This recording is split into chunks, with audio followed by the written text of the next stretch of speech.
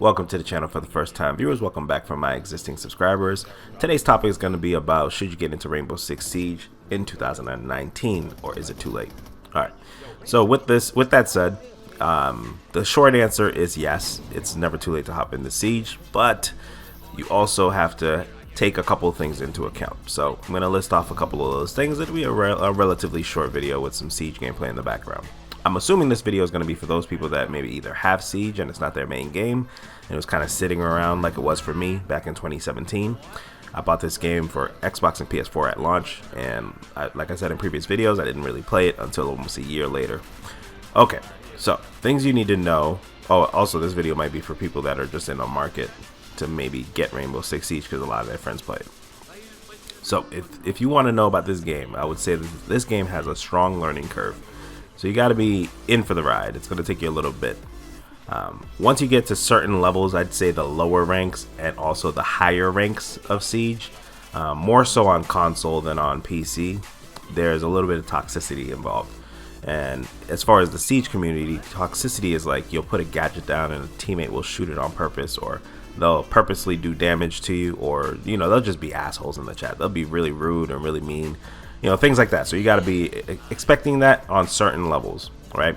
But this game is fun when played with friends. I have a lot of fun regardless. Like I can solo queue and still have a lot of fun. The other thing that you need to consider is the grind time for the operators. It takes about 25,000 renown to unlock a year 2 or 3 operator, I believe. And I think they cut it down to like 10 or 11,000, somewhere in that range for year 1 ops. So it's a little cheaper for those guys. But for everybody else, it takes about, maybe like 2-3 days of playtime if you really grind this game to unlock an operator, which is not the end of the world.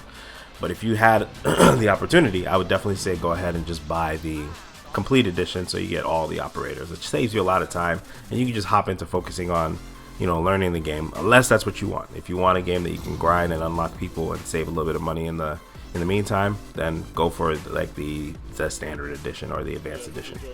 Okay, now let's talk about the good things about this game.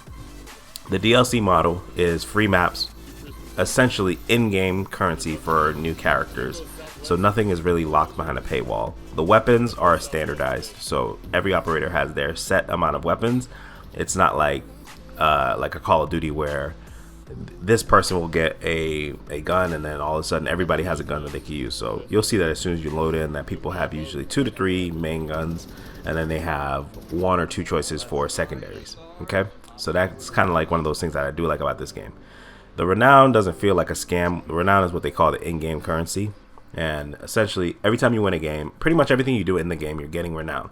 Just make sure you log into your Ubisoft account or your Uplay and activate the challenges that they activate every week. I think it's Wednesday that they refresh, but that's like free currency in game that you get. And a lot of times it's the simplest things, like get 7 kills. So if you can't get 7 kills in a week, I mean, we'll work you up there, but it's not looking good so far.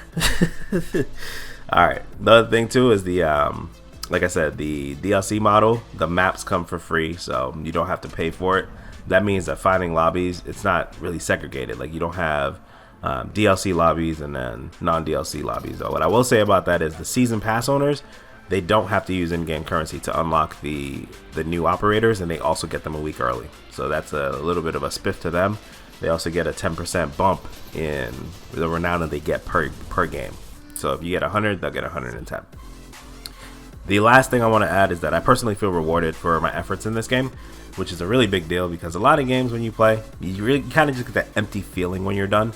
And in Rainbow Six Siege, the big difference is like when you play against a team that's really well balanced or really effective at communicating and you end up winning, it feels really, really good because you did something. You played against somebody that was really good.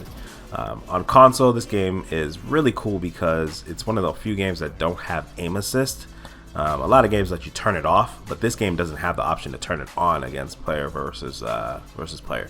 So PvP has no aim assist, so when you get like knocked out by somebody, it's just crazy because you know that they are the ones controlling it 100%. Whereas like Call of Duty, there's a lot of ADS spam. Like some people will aim in, aim out, and then let the aim assist kind of correct them.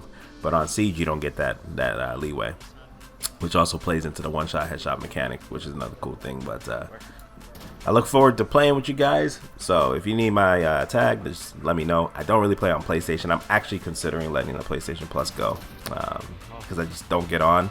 The games that I get on for PlayStation 4 are just literally the exclusives. So I'm gonna get Days Gone. God of War was amazing, things like that. But I don't know, man.